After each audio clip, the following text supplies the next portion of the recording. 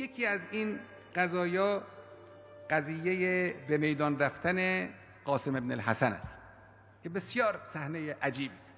این قاسم ابن الحسن علیه السلام این یکی از جوانان کمسال دستگاه امام حسین است، یک نوجوانی که لم یبلغ الحلم، هنوز به حد بلوغ و تکلیف نرسیده بوده است. در شب عاشورا وقتی که امام حسین علیه السلام گفتند که این حادثه اتفاق خواهد افتاد و همه کشته خواهند شد، گفتند که شما بروید و اصحاب قبول نکردند که بروند. این نوجوان 13-14 ساله عرض کرد که عمو جان، آیا من هم به شهادت خواهم رسید در این میدان؟ امام حسین خواستن این نوجوان رو آزمایش کنه. گفتن که عزیزم، به تعبیر ما کشته شدن در ذائقه چگونه است؟ گفت احلا من العسل، از عسل شیرین تر است. روز عاشورا که شد، این نوجوان آمد پیش عمو. اینجا اینجور ذکر میکند، میگه که قال الراوی و خرج غلامون.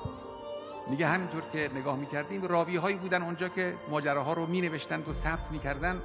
چند نفرن که از قول اونها نقل میشود قضایا، از قول یکی از اونها نقل میکنه. میگه همینطور که نگاه میکردیم ناگهان دیدیم از طرف خیمه های ابی عبدالله یک پسر نوجوانی آمد بیرون. خرج غلامون کأن وجهه شقة قمر، چهرهش مثل پاره ماه میدرخشید، زیبا.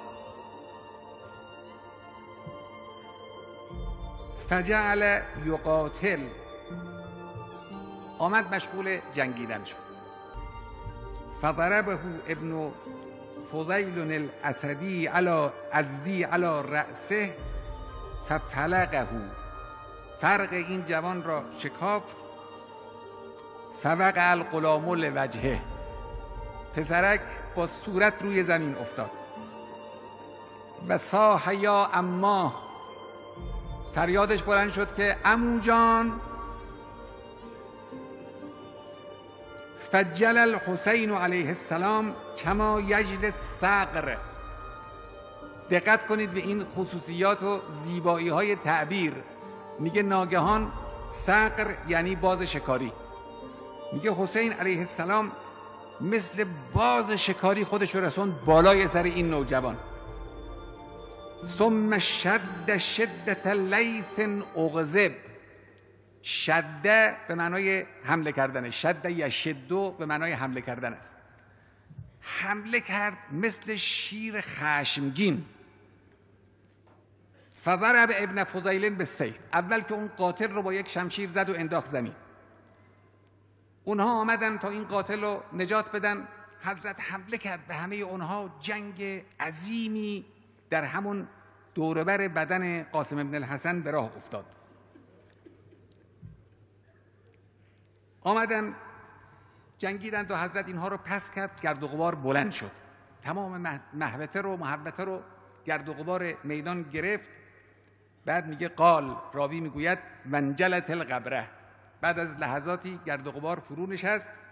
این منظره رو که تصویر میکنه قلب انسان رو خیلی میسوزانه. فرأیت الحسین علیه السلام، میگه من نگاه کردم حسین ابن علی علیه السلام رو اونجا دیدم. قائما علی رأس الغلام، بالای سر این نوجوان ایستاده است. امام حسین داره نگاه میکنه با حسرت به او. و هو یفحص برجلیه، اون نوجوان هم با پاهاش داره زمین رو میشکافه، پا رو در حال جان دادنه و داره پا رو تکان میده.